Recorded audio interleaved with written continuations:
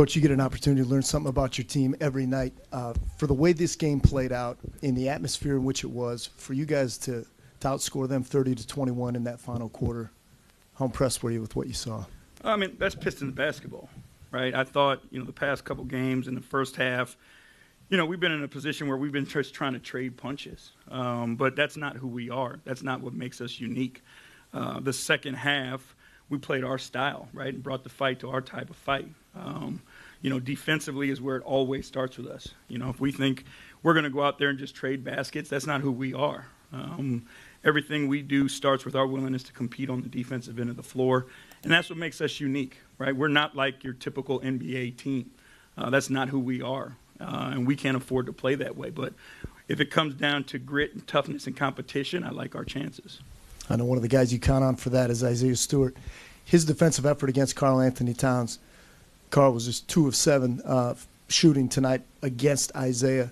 How big was he in not necessarily erasing Towns' production tonight, but making things so difficult for him? Yeah, I mean, he wears on you. I think he's got a unique ability. Like, we always talk about the job that he does protecting the rim, and he's elite at that. The best in the NBA, in my opinion. But what makes him unique defensively, he can guard anywhere on the floor. We switch him on anybody. So if they've got bigs that want to play on the perimeter, we feel like that's advantage too. And we're confident in putting him on anybody.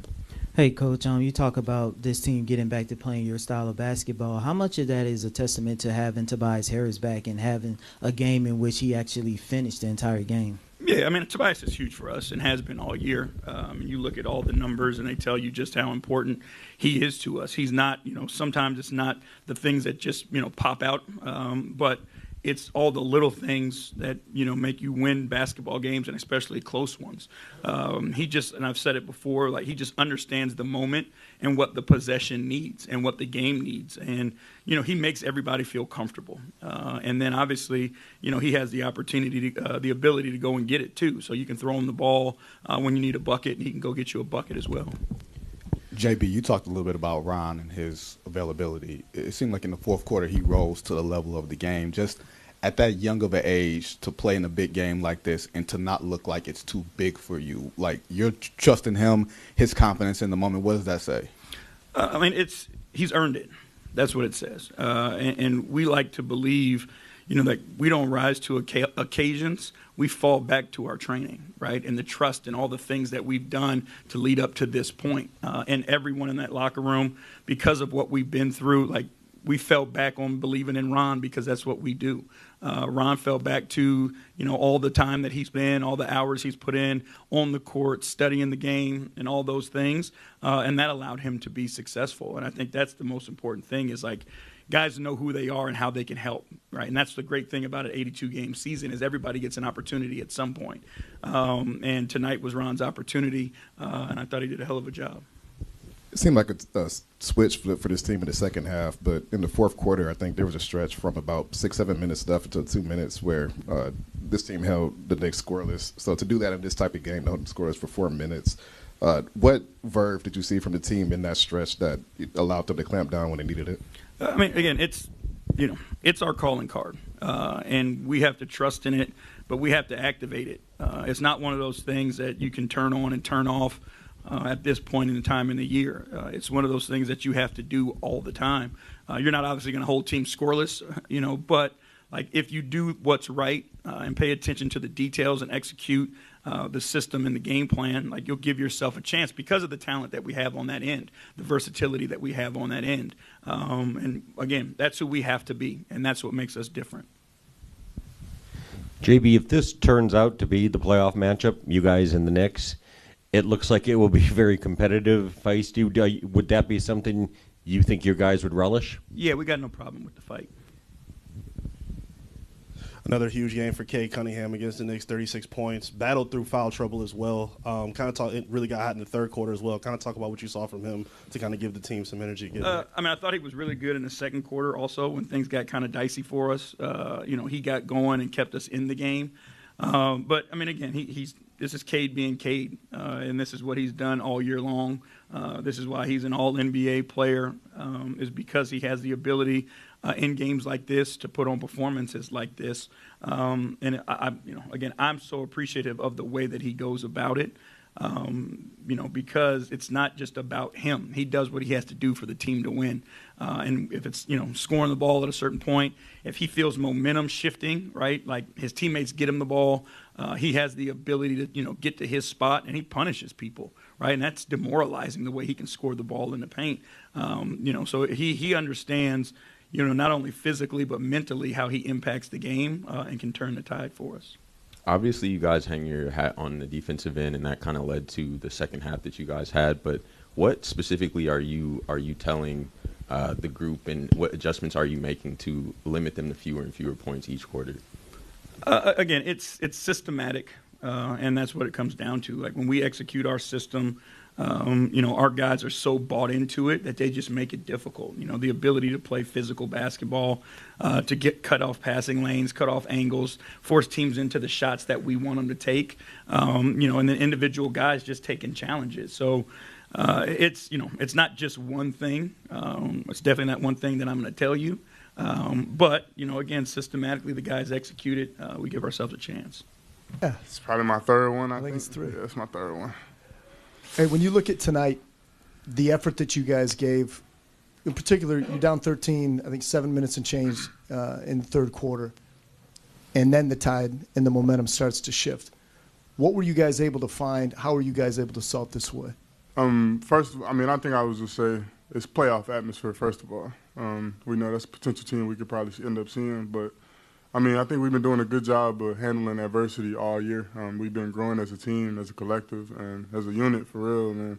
The timeouts and everything, we just saying stay together, stay together. You will hear K, JD, even Coach just say that, and it means more than just saying a sentence like that. When we say stay together, that means throughout any type of positive or negative going on, we just be able to stay together as a team and just, it's going to eventually turn around for us. We know what Pistons basketball is, and we just keep bringing that every single night. We know things will turn around.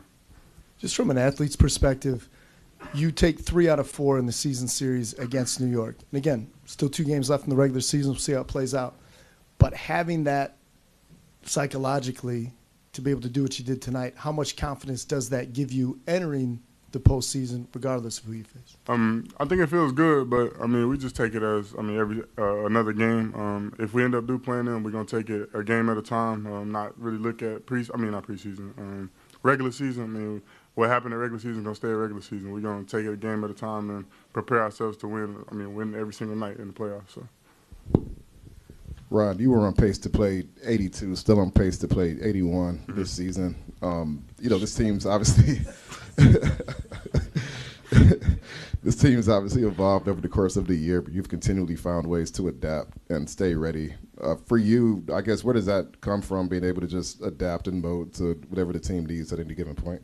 I think I do a good job of just consistently asking what the team needs from me and really just staying prepared when my name is called and just bring energy when I check into the game and also when I'm on the bench helping guys on the floor and just being that communicator for this team that I think I need to be. Like I said, I just stay prepared. Doing a lot of. Jack really helps me a lot. Coach J. Jack, he watches film with me. He talks me through a lot of actions while the game is going on, just to have my mind at a level mindset when I get into the game, just calm and be able to go out there and just play freely. Ron, if this is the playoff matchup, you guys and the Knicks, and if this was a prelude to it, what do you think of that matchup? It looked pretty feisty and competitive out there. How would you size it up? I think whoever we play in the playoffs is going to be feisty or whatever. I feel like, that's just how we play. We bring that Detroit bad boys, that Detroit grit to every single game that we play. And if New York is the team that we end up playing, we're going to bring it every single night. So. Hey, Ron, you referenced this was Pistons basketball tonight. We hear Coach use that term a lot, too. How would you define Pistons basketball? What does it mean to you? 48 minutes of playing hard, and I feel like when we play hard, we're at our all-time high, and that's if the ball is going in or not. We're just competing at a high level, and all the other stuff will work out for each other, for itself, and we don't really worry about offensively. We know if we guarding the ball, locked in on defense, we know eventually our offense end up coming. So. we kind of hang our hat on our defense for sure. For you to be 19, you're matched up with PJ at one point, who's 39. You're on a playoff team with your coach trusting you with minutes. What does that mean for you to be this young, to have this much responsibility? It means a lot. It shows how much trust that the franchise really have for me. But I think they do a good job of helping me prepare for moments like this. Me coming to the Pistons, I knew what I wanted to do. Obviously, I wanted to get out here and get minutes right away. But obviously, I had to step back, listen, do a lot of learning first, and then, my time would come. And nights like this where my name was called, I was prepared for it, and I think the whole team did a great job to help me do that.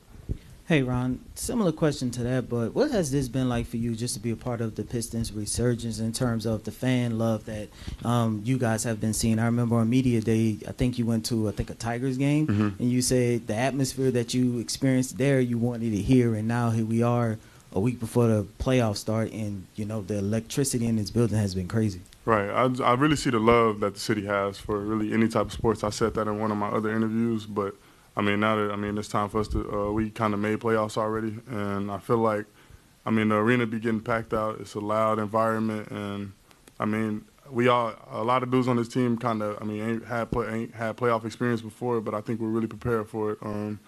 We got the right vets that has been there and done it, and they've been doing a good job of teaching us and letting us know things what we need to do, what we don't need to do, and just how to prepare ourselves for this because they've been there and done it. Thanks, Ron. Thank y'all.